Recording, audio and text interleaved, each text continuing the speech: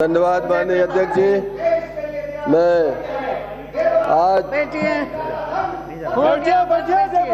महंगाई पर आदरणीय करुणाकरण जी द्वारा उठाए गए विषय पर, महंगाई पर जो चिंतन इस सदन में हुआ है, मुझे कहीं ना कहीं मन में अफसोस है कि जिस गंभीर विषय को करुणाकरण जी ने इस सदन के सामने रखा था, जिस गंभीरता से महंगाई पर चिंतन होना चाहिए था, वो चिंतन नहीं हुआ। हमें लग रहा था कि बड़े बड़े आरोप लगेंगे, सामने से इस तरह की समस्याएं पैदा की जाएंगी, सरकार बताने में अक्षम होगी कि महंगाई का हम निराकरण कैसे करें, महंगाई को दूर कैसे करें।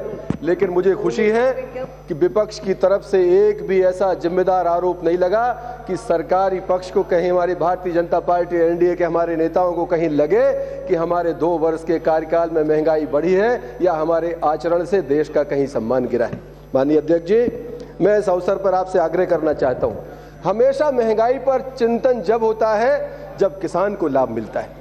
हमेशा महंगाई, दालों की कीमत बढ़ती है, देश में महंगाई का शोर होता है, अनाज के दाम बढ़ते हैं, देश में महंगाई का शोर होता है। मैं गर्व करता हूं इस सदन में मेरे नेता माननीय प्रधानमंत्री नरेंद्र मोदी जी के ऊपर कि उन्होंने हिंदुस्तान में अनाज के दाम, किसानों के दाम बढ़ाए हैं। उन्होंने एमएसपी बढ़ाई है, चने के ऊपर बढ़ाए, उन्होंने अरहर के दाम बढ़ाए, उन्होंने मसूर के दाम बढ़ाए, उन्होंने मटर के दाम बढ़ाए। मैं इस बात पर गर्व करता हूं।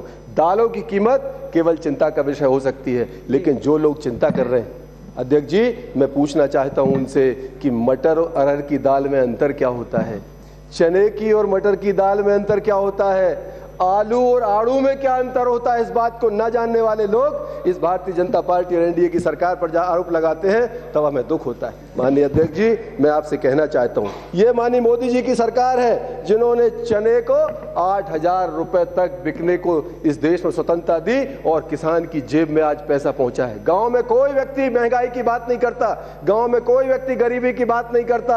आज गांव में लोग सुकून से जी रहे हैं। माननीय नरेंद्र मोदी जी के नेतृत्व में इस देश में गांव प्रगति की ओर बढ़ा है, गांव को सड़कों से जोड़ने का काम किया है। गांव की महिलाएं जिन्होंने कभी चूल्हे के धुएं के अंदर खाना बनाने के अलावा अपने जीवन में कल्पना नहीं की थी, उनको मुफ्त में गैस भेजकर गांव में अच्छे वातावरण में खाना बनाने की, और मध्य प्रदेश जैसे राज्य में जहां हम लोग रहते हैं, 1 रुपए का किलो का गेहूं, 1 रुपए किलो का चावल, लगभग फ्री में नमक, बिटिया की फ्री में शादी, जन्म से लेकर मृत्यु तक का जहां इंतजाम भारतीय जनता पार्टी की सरकार करती हो, वहां महंगाई पर चिंतन नहीं होता। यहां विकास पर चिंतन करने की आवश्यकता है। और सबसे बड़ी बात यह, जब हम महंगाई पर चिंतन करते हैं, आरोप लगाना बहुत आसान है, लेकिन महंगाई को नियंत्रित कैसे किया जाए, वो सुझाव की आवश्यकता है।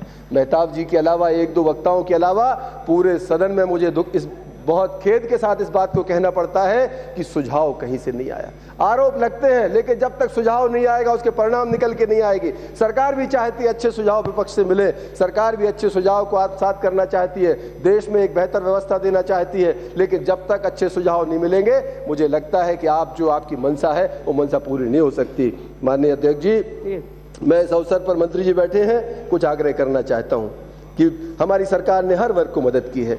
पेंशनर्स की मदद की, 30-40 रुपए पेंशन मिलती थी, हमारी सरकार ने निर्णय किया कि 1,000 रुपए से कम पेंशन किसी को नहीं मिलेगी। अगर थोड़ी बहुत महंगाई यूपीए के कार्यकाल के कारण अभी पिछले 1-1.5 वर्ष में अगर समझ में भी आई है, तो उस महंगाई से निपटने के लिए हमारी सरकार ने इंतजाम भी किया है। हमारी सरकार ने रेल किराया नहीं बढ़ाया, हमारी सरकार ने गरीब आदमी बीमा करा के अपने जीवन को सुरक्षित कर सके, इसका इंतजाम किया है। माननीय अध्यक्ष जी, हमारी सरकार ने मुद्रा बैंक के माध्यम से आम आदमी 5,000 से 50,000 का लोन लेकर अपना परिवार अच्छे से पाल सके, इस बात का इंतजाम किया है। माननीय अध्यक्ष जी, मैं आपके माध्यम से कहना चाहता हूं, विपक्ष जो आज महंगाई की बात कर रहा है, अगर उसे चर्चा करना चाहिए तो जनसंख्या के ऊपर। 1 मिनट में अपनी बात समाप्त करूंगा अध्यक्ष जी। उन्हें महंगाई पर चिंता करने की बजाय जनसंख्या पर चिंता करना चाहिए। इस देश में अगर चिंता का विषय कोई है तो इस देश की बढ़ती हुई जनसंख्या, उस पर कोई बात नहीं करना चाहता, उस पर कोई 193 नहीं लगाना चाहता, उस पर कोई ध्यानाकर्षण नहीं लगाना चाहता।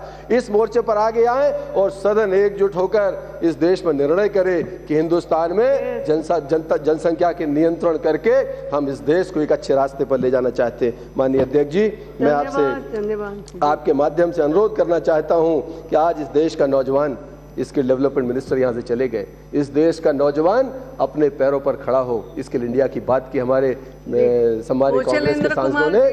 हो गया। स्किल्ड होकर हमारे देश का नौजवान अपने पैरों पर खड़े होकर अपने परिवार को पाल सके, इसका इंतजाम हमारी सरकार ने किया है। माननीय अध्यक्ष जी, मैं आपका बहुत आभार व्यक्त करता हूँ, क्योंकि 5 मिनट में बहुत विषय आ नहीं सकता। मैंने अपनी तरफ से कोशिश की है अपने मन की भावना सामने रखने की। आपने हमें समय दिया और ये सरकार इस देश में